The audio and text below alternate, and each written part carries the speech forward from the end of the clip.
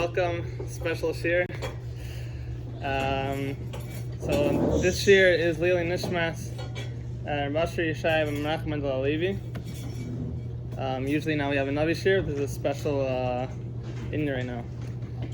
Anyway, okay. So I'll just start with a joke. It's like Chatzi connected. There's a general rule that they say in Yiddish, for was gehen krum, ein kann gehen gleich. Why? It's a simple term. It's very simple. Why go crooked when you go straight? So that's a general rule that most people in society go by. Everybody gets it? Yeah? Why?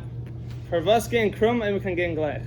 Besides for two people, a taxi driver and a Rosh Yeshiva. Anybody? Yeah, anyway, okay. So the Shiur officially is supposed to be on Ahavas Yisroel, but it's not really going to be on Ahavas Yisroel. It's going to be on a similar thing that obviously a lot of times it is called Ahavas Yisroel, so it generally is, but when the general topic of Ahavas Yisroel could be approached, I think, at least like in Chassidus, from like a bunch of angles, maybe like 3, 4, or 5. So we're going to try to focus on one. I think one that's the most important, and then afterwards we could go like higher levels maybe later. Like for example, everybody knows Parak Lamed Beis. Anyone ever heard? Tanya, Parak Lamed Beis. So obviously Yisroel, but that's it's hard. It's a little tiff, it's a little deep. It starts talking about neshamis, whatever. The ikr of the person has to be its neshama. So we're gonna start a little earlier. So I was just watching. I think there's only 2 Farbringans. I think of Reb Mendel Futterfast. So that are on video. And Reb Levin said that B'shas Meisa, whatever, Reb Mendel, whatever, he was ultra chassid, you know. Like afterwards, Reb Mendel became a whole legend and everything. So anyways, they have 2 videos, they're subtitled in Hebrew. So anyways, so he starts off the story, the video starts off like in the middle of the story. So I'm going to try to make up what the first half was. And well, we'll just put it together, but it's Kishma. And then afterwards you'll see, I'll explain why I'm not talking about Ahavas Yisroel specifically. I'm talking more about, I'll be makdim the Maimer Azal, that why did Rabbi Akiva's students pass away? You have 24,000 students that passed away between Pesach and Shavuos. Anybody know? Yeah? Nope, not Sinas Chinam, nope.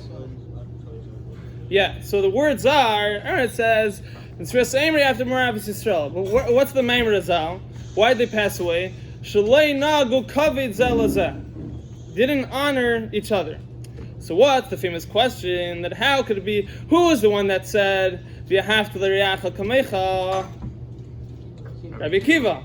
So how could it be that out of all the Tanaim, the students of Rabbi Akiva are the ones that leinagu kavid zabazai didn't have Ahavas Yisroel, and because of that, there was the Magifa and they passed away. So you could say it's like Idla Inyan because they were big tzaddikim, so it was expected of them a very high level of Yisroel, but it still seems very funny. Out of all the Tanaim, this thing that Rabbi Akiva kacht, and he said that the whole Torah, V'ahavta l'reacha kamecha, is a klal gadol b'Torah, and all the students, like the one thing that's why they passed away is Ahavas Yisroel.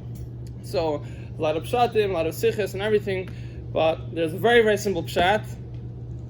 If you just think for half a second, there's no stira b'chlal. What's the stira? There's what lei nagu kavid zabazeh and v'ahavta l'reacha kamecha.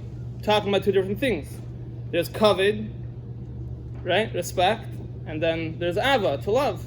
So who said they're the same thing? So obviously they could be related, but it's very different.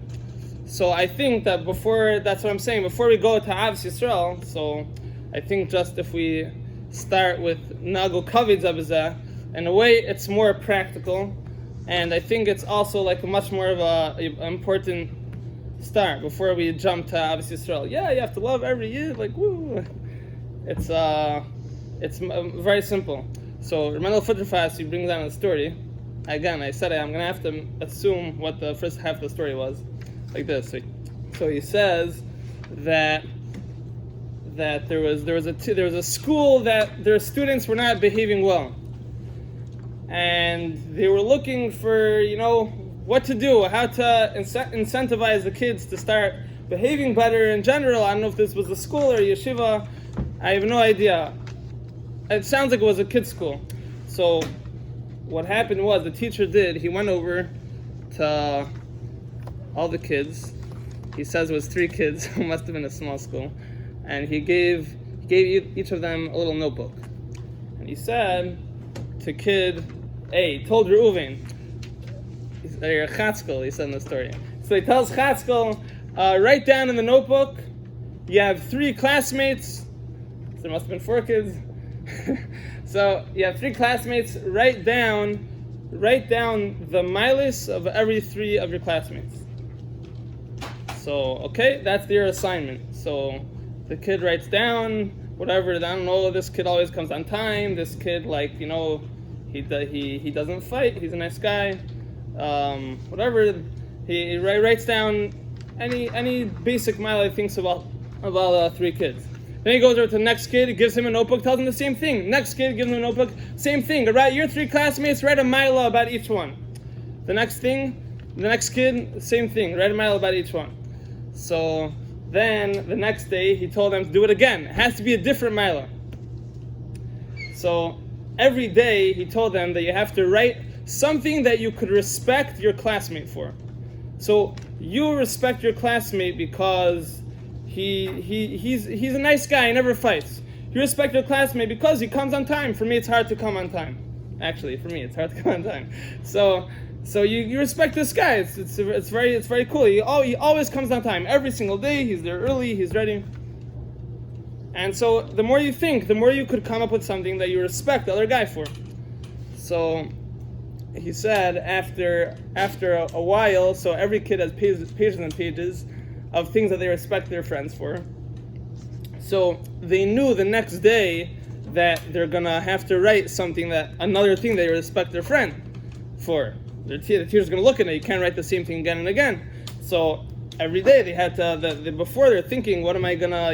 What's another thing I could respect him for, just for the assignment, So eventually, what started happening?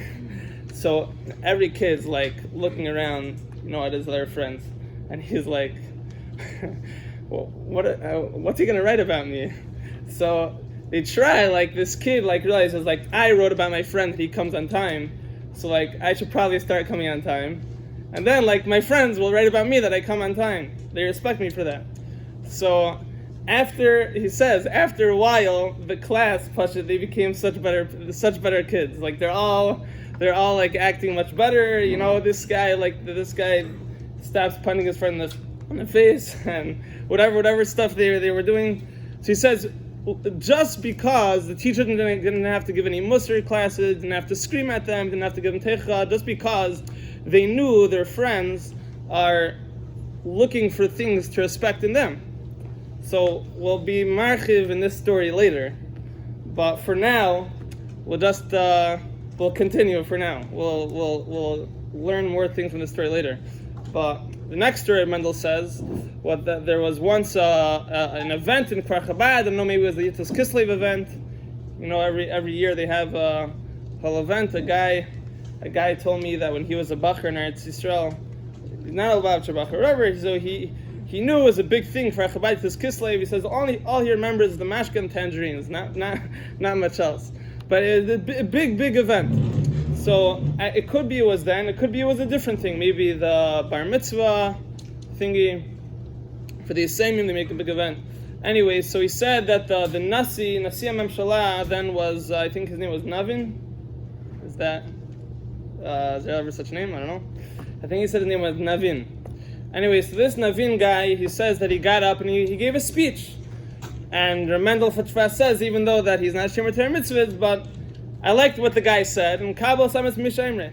So what did the guy say? The guy said that every kid has to have 2 mechanchim. Okay, so just follow the math in a second. So we're holding by 2. Everyone has to have 2 mechanchim. For what? 1 mechanech he has to have to tell him all the things that he needs to fix. All your midisrays. So you start saying, this is Mendel's edition.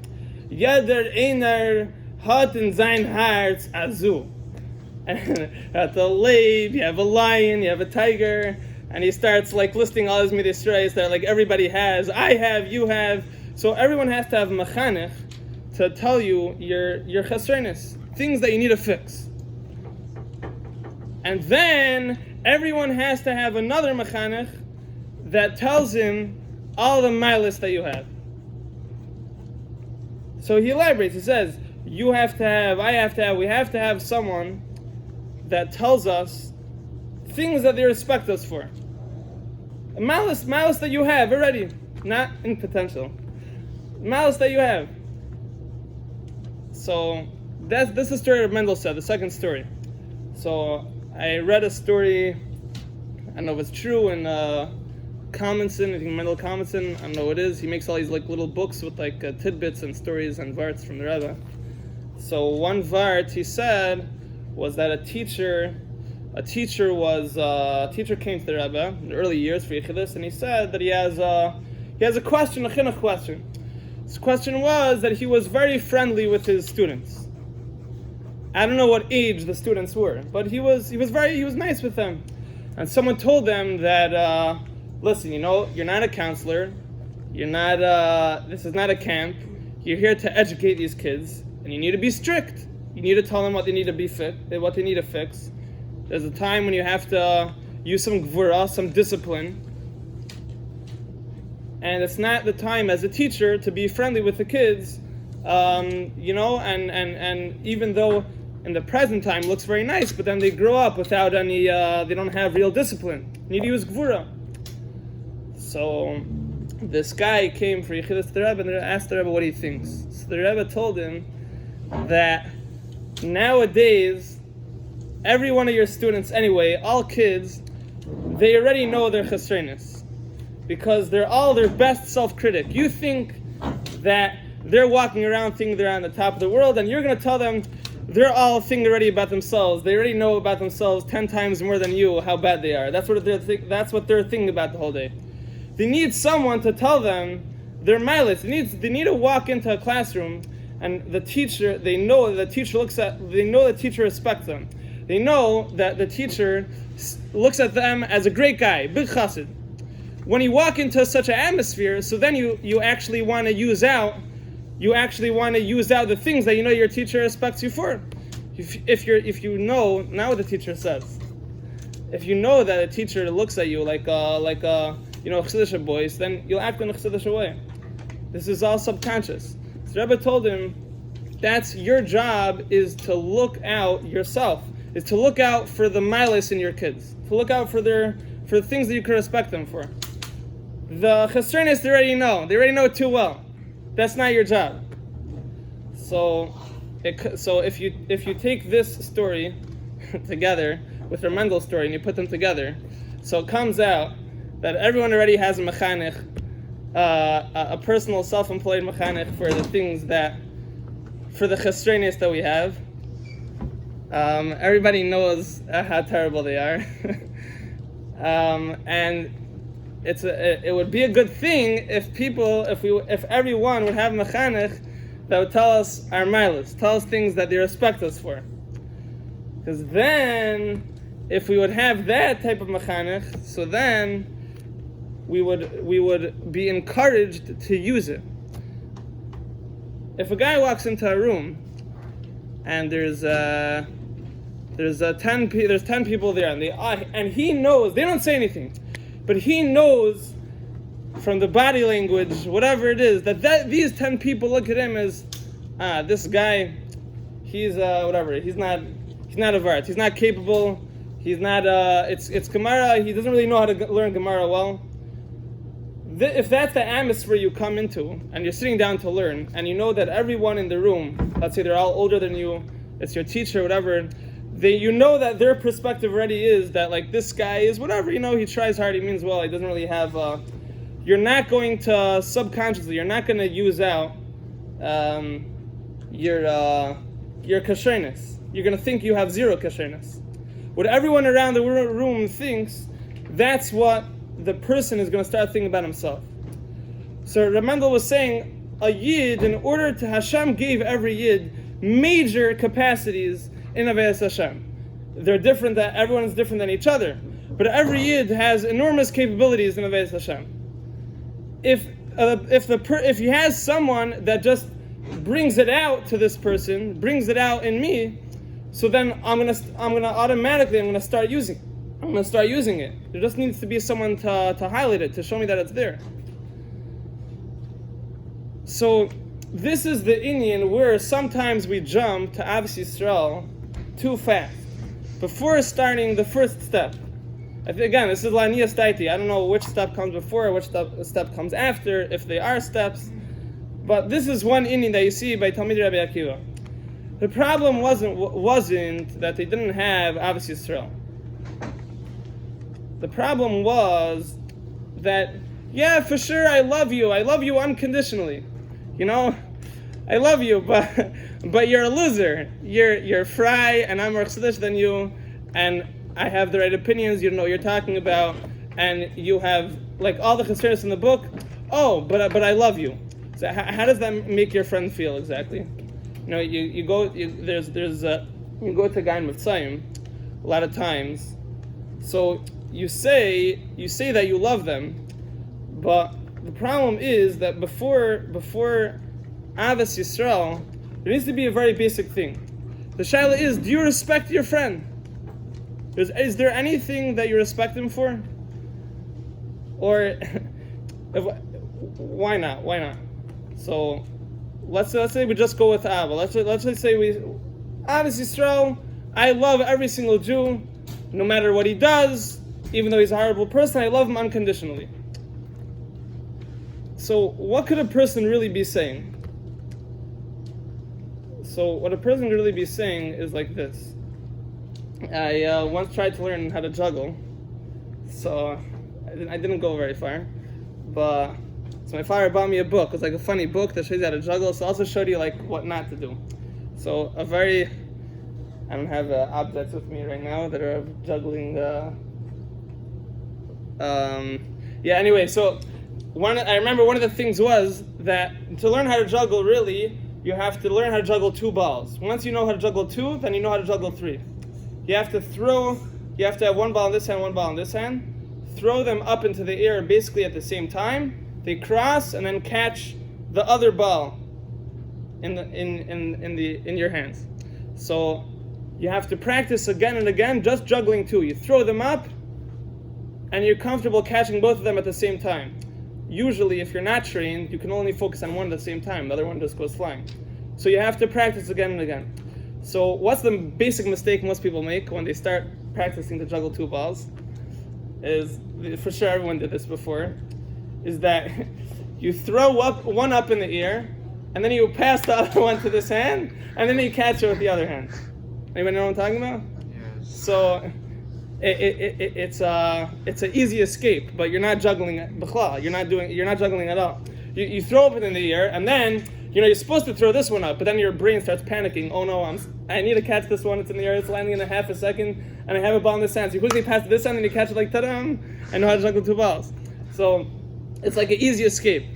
So imagine you have a guy and you can't stand him. So or you don't see why you should love such a person because he's just like he's not worth loving, So how do you do Ahavas Yisroel? So it's like your mind goes into a panic because on the one hand, my regular brain tells me that this guy doesn't really have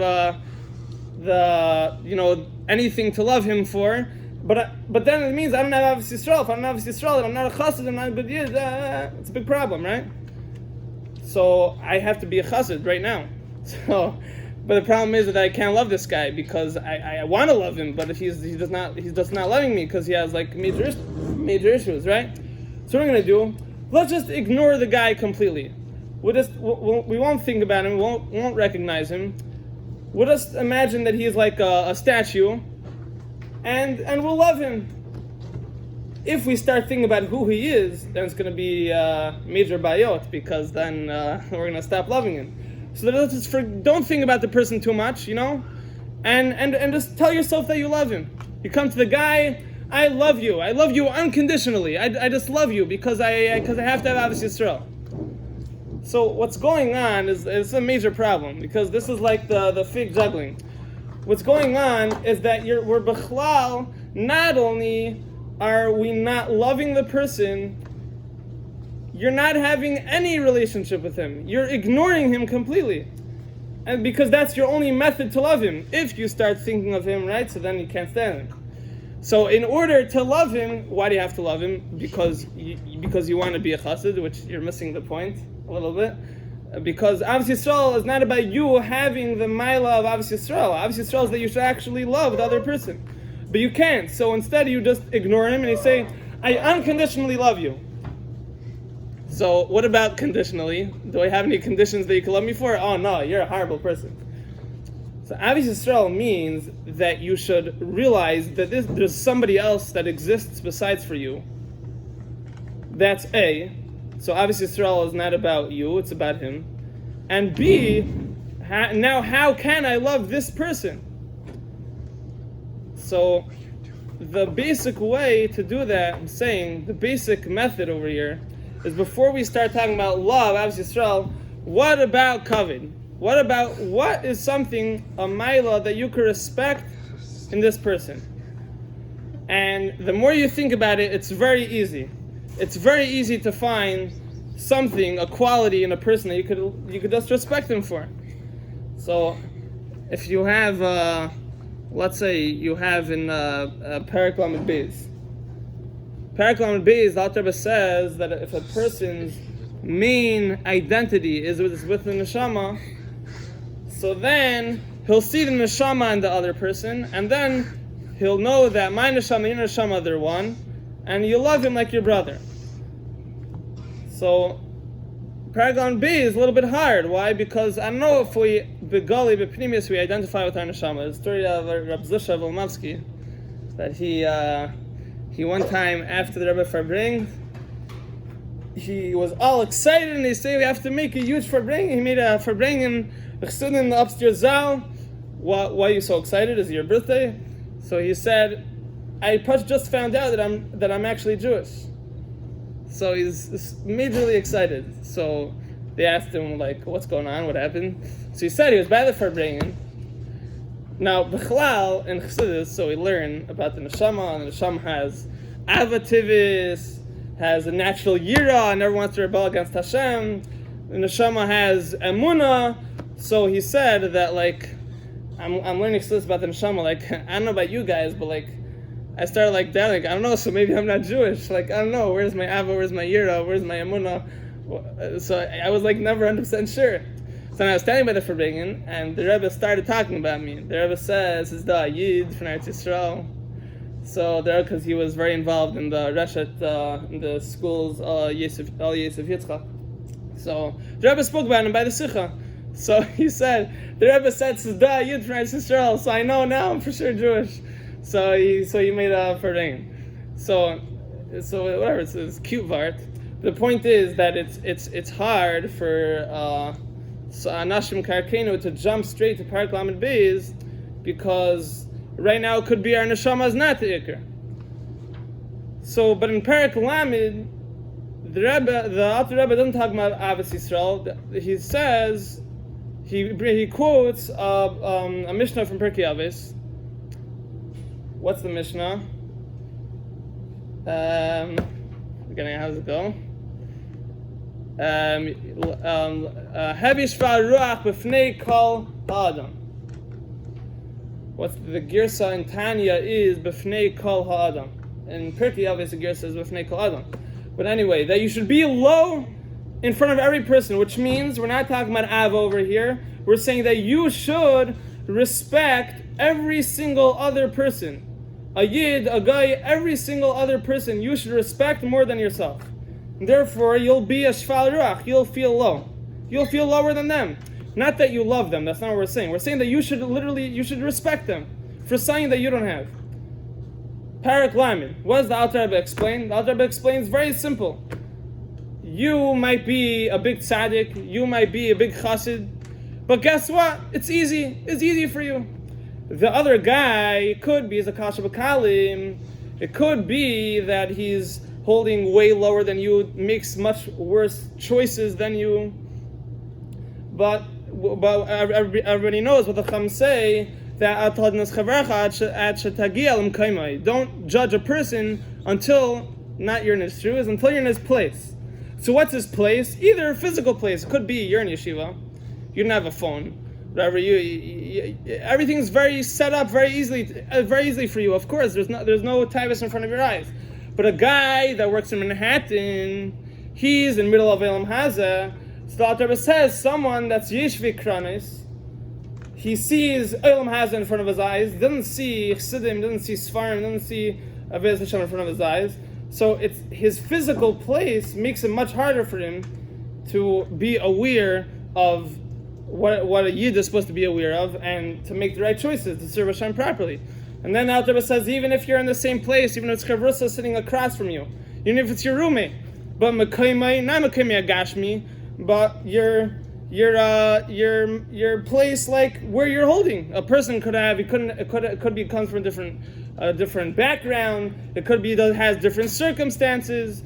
It could be he has a much harder Yetzer Hara for certain things. So for you, why are you making all these good choices? Because it's easier for you. So what else should you do? But this guy, because of the situation he's in, if you're in his place, you probably do worse, maybe.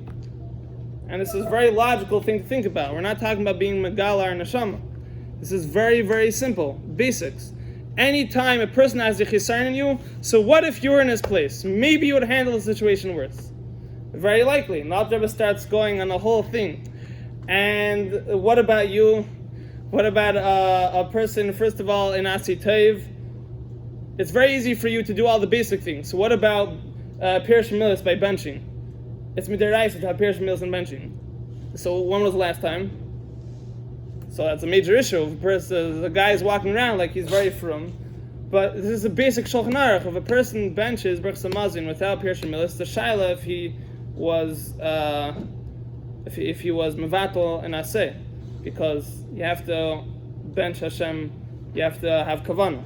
It's in basic halacha.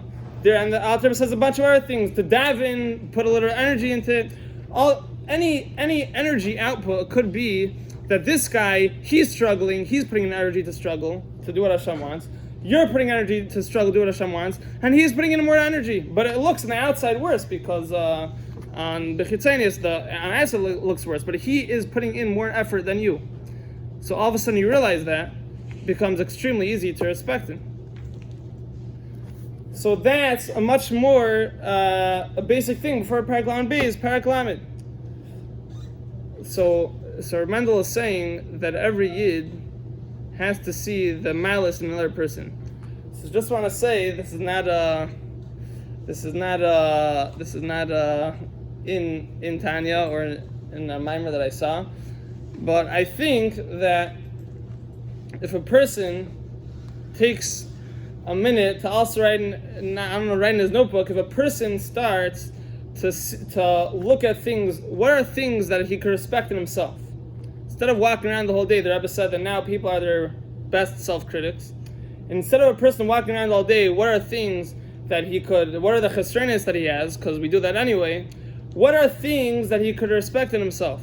Why? Because Hashem gave you certain capabilities. Hashem gave you a lot of chushim.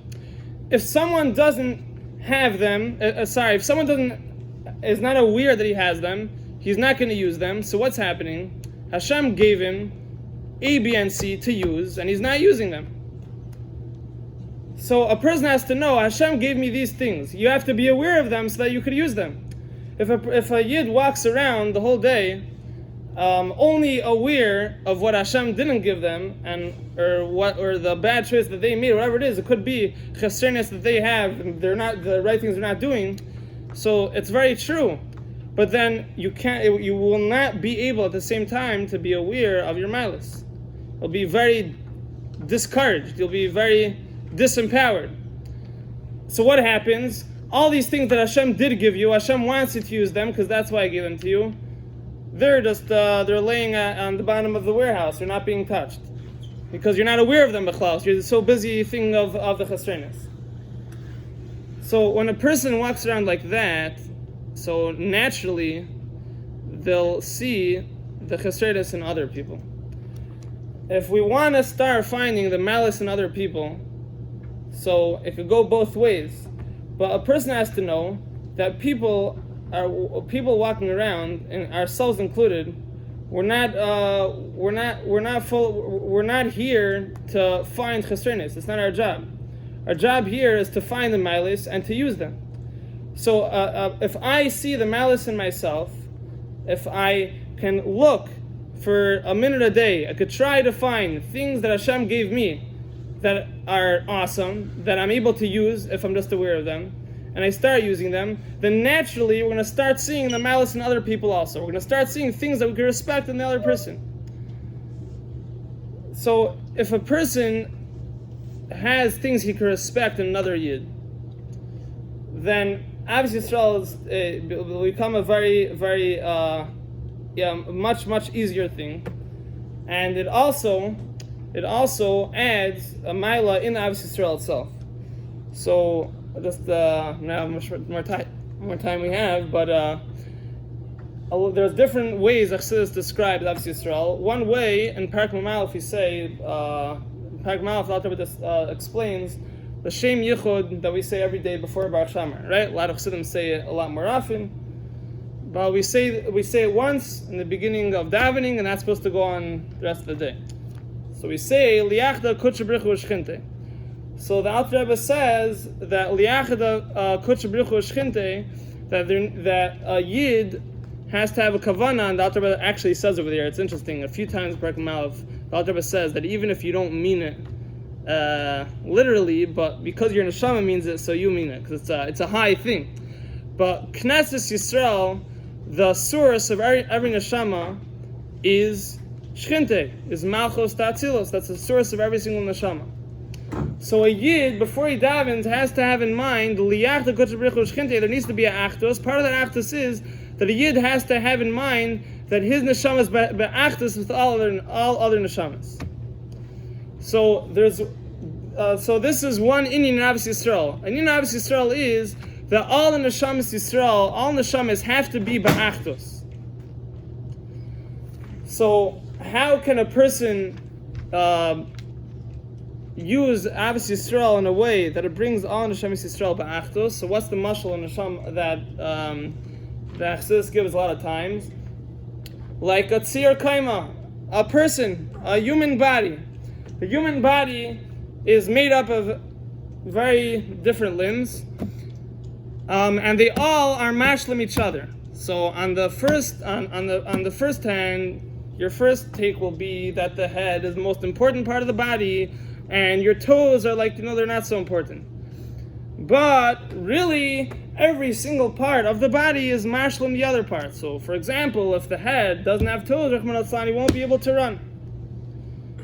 If a person, again, I could give a million examples for this, but if a person has an ailment, let's say a person smelled peanuts and he's allergic to peanuts, he smelled in his nose, so you use an EpiPen, you give it in like the knee or something, and that cures the whole body. Different place in the body, they're all interconnected, they all cure each other. So how does a person see himself as part of a body? So it says many times that you have to look at what is a maila that the other Yid has in Ve'ez Hashem that I don't have. And him having that maila and me having different mailas, so we're matching each other. So Hashem has one big group of Yidden, they're all serving Hashem, but he needs to have me doing this Indian specifically. He needs to have that Yid that has a chush in that area doing that Indian specifically. Okay, so we're matching each other. So that's a biyah said a lot of times in Chassidus. So in one mimer, I remember I learned it a few years ago, and it's a very sharp mimer because it's before Peterburg. So the mimer in Kutei Torah, before the Alter Rebbe went to jail, so the mimarim were much more bekitzer, They were less like Ba'avan of Asbara, less Chabad, but they were much more on fire. All the Maimarim you see in Ketitera that have like Oisius, like like Aleph, Beis, Gimel, like a lot of pages. Those are after it's Kislev, the Maggid, and the Baal Shem Tov in jail. They told Alter Rebbe he should add, he should do even more than he was doing till now. So then the Maimarim were much more way of Chabad. They're much more explained. So this is a Maimer from before Paterberg. And it jumps to a lot of inyanim very quickly. It's a short mimer, and it's very sharp. So anyway, towards the end of the mimer, it's a mimer about leischav zamayis menorah. So there's a lot of hirais that the Alter Rebbe learns from the menorah. The menorah was made with a hammer, was banged out with a hammer for one big piece. So too a person has to smash themselves. And a lot of hirais from the menorah. Then he says at the end, we'll learn a little Ketitera, some actual Torah over here. So the main thing is that Yidden need to be completely ba'achdas. So first of all, the first step, like we said before, very simple. Lo yabid biras chavere. There a line the Alter Rebbe sent a letter to the Siddim, I think in the Gras HaKedesh somewhere, that the Alter Rebbe says, Ish hatras re'ei al yachshavu b'libay. It's a pasuk in Mishlei. Somewhere it's a pasuk, I think, for Shlomo Malach, not to look at the bad in your friend. Very simple. So instead, like when you look at him, so what should you think? So there's good things, so think about the good things. So, and they're there, you have to find them. But then he says much more, and more than what we explained from other places about the body. This guy has this mila, this guy that mila. He says, there's a menorah that was miksha, was made in a way where everything was originally one big chunk of gold, and then was separated into different parts. This part became the bottom, this part became the top. Yeah, the flowers are all the way on the top. It says that those. He says earlier in the Maimer, the flowers represented the tzaddikim, and the base, the Yerechel, represented the lower neshamas. So they all started out from one gold piece. So what happens when you make a menorah out of one gold piece? It could be when you take a gold thing and you start banging it out to take out the pieces, so the gold that was on the top could be that will end up becoming on the bottom. And the gold that's on the bottom of this ball could end up being on the top. So originally, Beruchnius, all neshamis started out as this miksha, one big piece, and what looks to you as something that is on the top really could be Bepnimius, it's from the bottom. Something that looks to you like it's on the bottom, Bepnimius could be it's on the top. So he says, Shahara yirid mata v'nichnas ba'adam ra. Ulahepech asiyas is a mitzvah mi'adam ra l'pama el l'mayla v'netel acher. V'chol adam tzarech litzlis hachisarin bay v'hatev shalei shemo mi'acher sha'ol l'mayla. So the Alter Rebbe says, because all neshamis are b'shar sham are connected, it could be the bad from one neshama affect somebody else. Like the Alter Rebbe says in Tanya, that I think it's in Tanya or Rephun, the Baal Shem Tov says, the machshav zaris of a simple yid are able to affect the tzaddik. The tzaddik himself won't have machshav zaris, but if a yid has machshav zaris, it could affect the tzaddik. So the bad of one neshama, because all neshamas are connected with pnimius, so that could come out in someone else's aveda. Someone else could have issues in aveda because of the bad of a different neshama. And so therefore, what's the main point? The main point is the opposite also. It could be that you have a major mila in Ahavas Hashem, or you're having a lot of atzlacha in a certain area and serving Hashem. That really comes from the good of a different neshama, because all neshamas b'sharshim are connected. So it came out in you. It's a very interesting thing. It's like a ruchnistic thing. It takes us to like a whole new level. The reason why you have this area in Ahavas Hashem is going good for you now, it comes really from a different neshama. It's not yours b'chlal. You received it for free from someone else. V'chol adam sarich listres hachisarin bay. So obviously the Alter Rebbe says hachisarin that you have in Ahavas Hashem. So you have to take responsibility for you itself. You can't say, "Oh, it's just I'm a good guy. That's from someone else." You have to take responsibility for that yourself. V'atayv shalai shemahu mi'acher sha'ol l'mayla v'ras achirim shemahu shalai sheyarad lamata. The good that you have good, Navis Hashem, is probably from your friend. And your friend has bad, it's probably from you. It could be you have bad, but for some reason Eibishter made it work out that it shouldn't be expressed in your machshava dibur ma'aseh, and your bad is expressed in someone else. So go figure. I don't know how this works out, Baruchnius. I guess that's not fair, but it's crazy. So again, so sing the scenario. You're having major atzlach in Hashem. You're making great choices. Or you have very good chushin, Baruch Hashem. Your friend, unfortunately, is not doing well. He's not doing well. Machshava dibur ma'aseh. What does Alter Rebbe say? He's bad. You know whose fault it is? It's b'chlana his fault. It's your fault. You guys are connected, Baruchnius. So because you made one small slip somewhere, that came out on him as having issues with machshava dibur ma'aseh. So his bad is from you, and I have good. You know where that's from? That's from your friend. So everything is completely flipped over. So this takes the fact that Neshama Yisroel are connected to a whole new level.